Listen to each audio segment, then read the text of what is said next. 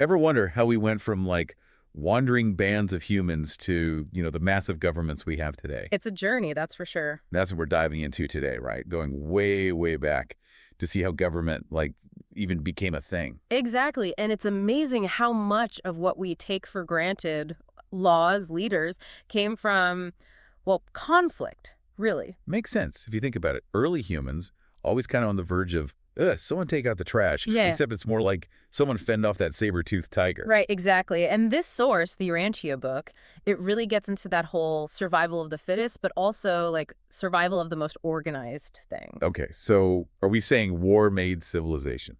Well, not to say war is good, obviously, but the need to organize for it, that's what pushed early humans to, create structures, systems. Wait, so, like, the first battle plans led to the first city plans. Is that what you're saying? Kinda. To win a fight, you need what? A leader, some kind of chain of command so everyone's not just running around like, well... Like a bunch of disorganized early humans. Uh-huh. Hmm. Precisely.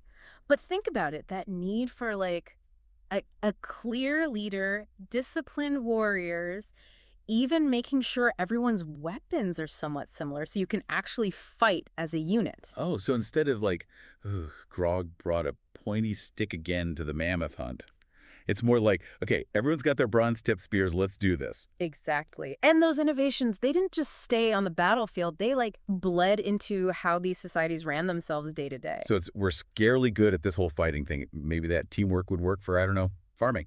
That's the thing, right. And you know what's even wilder? This source suggests that even dance, like artistic dance, might have come from military drills. Those synchronized moves evolving over time. Well, makes you think twice about the next ballet you see, right? Right. But to your point, we know war isn't the answer now. But thinking about its historical role, how do we, like, tap into that same innovation, that cooperation, without, the bloodshed? Yeah, it's a good question. Okay, but let's back up to before things got organized, shall we? Before we had kings and queens and all that, it was just hordes, right? Pretty much, yeah. Not exactly a recipe for a stable government. Just like a mass of people roaming around. How do you even start to build a society from that? Right. So our source talks about this time where leadership was almost like non-existent. Take the Bushmen of Africa. Even today they manage without chiefs in their groups. Really? How does that even work? It's all about survival, collective survival. If the group doesn't succeed, no one does. Makes sense. But something had to change, right? Like, how do we go from these hordes to actual settled communities with, like, rules? 2 words: family and fear. Okay, so family I get, but fear. Think about it. The family unit, it's driven by that need to reproduce, raise kids, right? That's the first building block. But then fear of outsiders, fear of, like, running out of resources, fear of constant fighting. So you band together for safety. Exactly. First into clans, then those clans become tribes. Safety in numbers, especially when everyone's carrying spears, I bet. But it wasn't all fighting, right? This source also mentions, like, trade that helped bring these early societies together, too. Absolutely. Fear might be the initial push, but shared economic interests, those were vital for keeping the peace, at least within the group, right? Right. Instead of let's go steal their stuff, it's more like, hey, you want to trade? If we've got extra mammoth tusks over here, you got those cool shells. It's early globalization, Tribes realizing, hey, working together, at least sometimes, it benefits everyone. A mammoth tusk in the hand is worth 2 in the other tribe's territory. Something like that. Right. And this even, like, influenced language. A shared language, even if it's just for bartering, meant less misunderstanding, less chance of things going wrong. Less chance of accidentally starting a war because you thought they said trade, but they really said invade. So, good business deals. The original peace treaty. I like it. Okay, but we've got these tribes, they're trading, but let's be real, disagreements still happen. What kept things from, like, total chaos all the time? That's where things get really interesting. That's where the clans come in. Clans, right? So, like, smaller tribes within the larger tribe, were they just, like, based on who was related to whom? Family was huge, yeah. Like tracing your lineage all the way back to some shared ancestor. But it wasn't just blood. Clans could form around, like dialects, shared religious beliefs, even just a shared fear of the same enemy. We're all terrified of those giant spider people over there. Let's form a clan. Right. Strength and shared terror, I guess you could say. So how did this whole clan system, like, how did it affect leadership? You've got the tribe as a whole, but then all these smaller groups inside it, right? And that dynamic, it's fascinating. You'd have your clan heads, often chosen through the mother side of the family, all about keeping the peace within the clan. Then you've got your tribal chief, usually a war leader, establishing his line through the father's side. They were responsible for everyone's safety, but also usually looking for the next place to, conquer. Oh, boy. So two very different leadership styles, Yeah. often clashing. Oh, yeah. But here's the thing.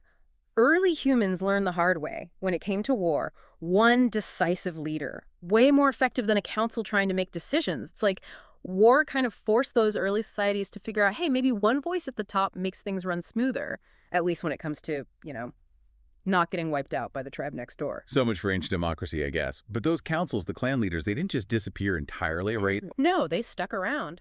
But instead of being the main decision makers, they morphed into, advisors. The king's inner circle, offering wisdom and probably a healthy dose of, back in my day. We didn't rush into battle without consulting the spirits that failed a 5-day weather forecast. Exactly. But as these societies got bigger, more complex, that old way of doing things, it just couldn't keep up. Our source is pretty clear about that. To really run a state effectively, to keep order, you needed a leader who could, lead without having to ask permission from a committee every 5 minutes. So less bureaucracy in the early days. Makes sense, I guess. But how did these chiefs, these warlords, how did they become kings? That's a big jump. It is, and it's fascinating how it happened. Brute strength played a part, sure, especially at the beginning. But the real turning point, when kingship got all mixed up with, the divine. So it's not just about who's the toughest, it's who the gods like best. Exactly. That idea that a king was chosen by the gods, that they had this, right to rule, it was powerful stuff. Great for PR, right? Don't mess with me, I've got the gods on speed dial. Right. And it wasn't just about keeping power, though that was definitely a perk. Remember all that chaos we talked about with succession? When a chief died before it was clear who was next in line? Yeah, not exactly a recipe for a stable society. Exactly. Hereditary rule, passing the throne down the line, usually father to son.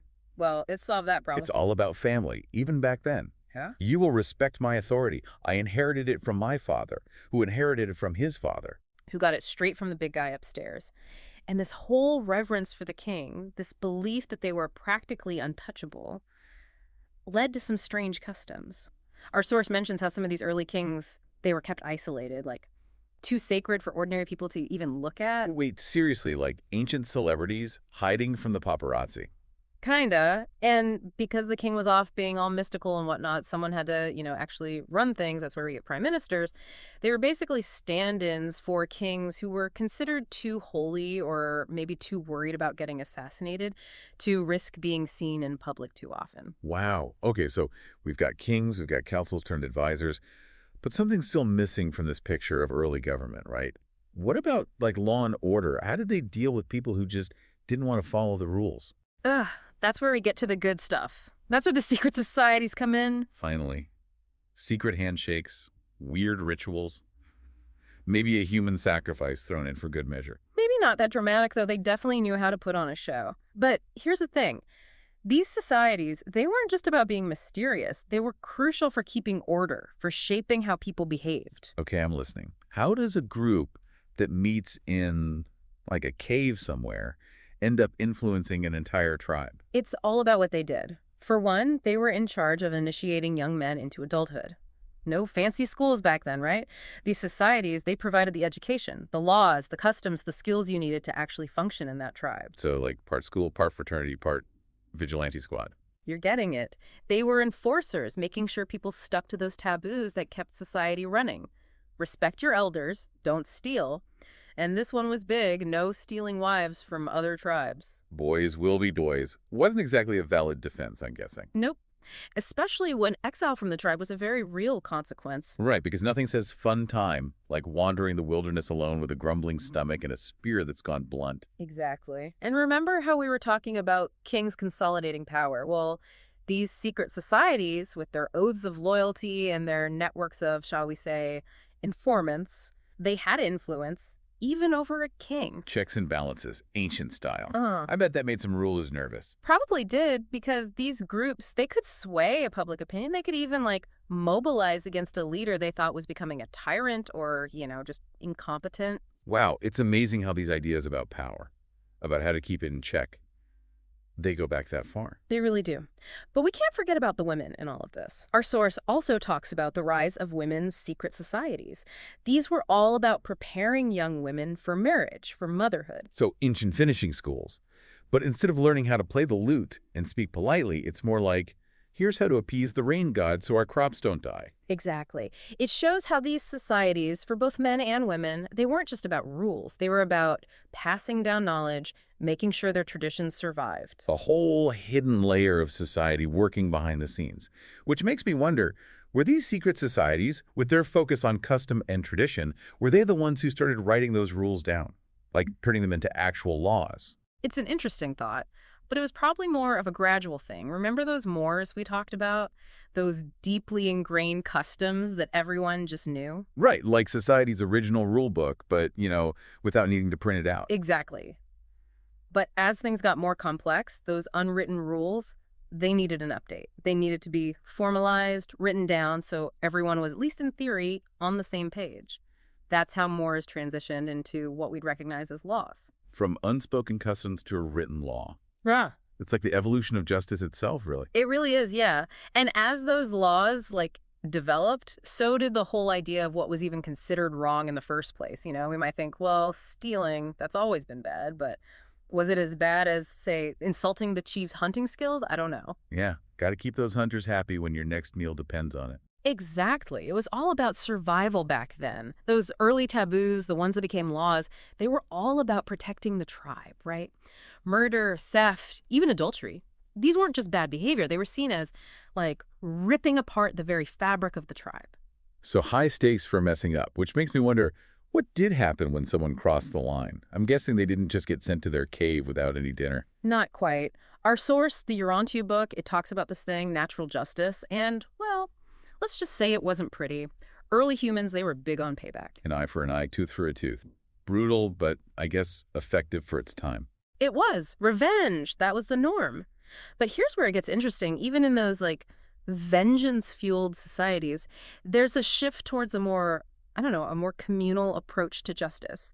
Instead of individuals or families feuding all the time, tribes started taking on that responsibility themselves. So from personal vendettas to something resembling a court system. Yeah, exactly. Our source talks about how these blood feuds, these endless cycles of revenge, they became a problem for the whole tribe to deal with. And that is a huge change in how humans, govern themselves. So what did these early trials look like? Were they, banging a gavel made out of a giant bone? Probably not that formal, though I'm sure they had their moments. The source mentions these things, trials by ordeal. You ever heard of those? Oh, yeah. Walking on hot coals or sticking your hand in boiling water. If you're innocent, the gods will protect you or something like that. Right. Not exactly what you'd call the scientific method.